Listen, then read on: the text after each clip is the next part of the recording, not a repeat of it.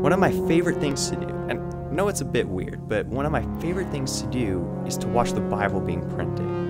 I like watching the paper get fed into the machine, and I like to hear the servos and gears as they come to life and it begins to print. I think of the Gutenberg press and how that invention literally changed the world. Time after time, man after man, people have tried to eradicate this book. They've burned it by the thousands, have murdered those who tried to support it. Hundreds of times through history, the loyalty of this book has been tried, and every time, this book continues to exist.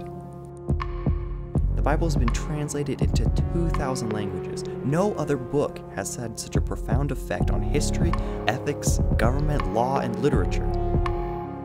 There had never been a book that has so transcended geography and culture to speak to people on an individual level.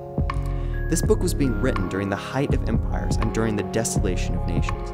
This book was written by leaders of nations and exiles without a home. This book has poetry, proverbs, parables, prophecies, and histories. It speaks to the world's beginning and to its end. This book, unlike any other religious text, claims to contain the actual words that God spoke. Over 3,000 times we read, "Thus says the Lord." Over 3,000 times the essence of God is transcribed, making the transition from the supernatural to ink and paper. God spoke. God spoke and told a story of grace and redemption, of love and a Savior. This is so much more than a book. This is the Word of God.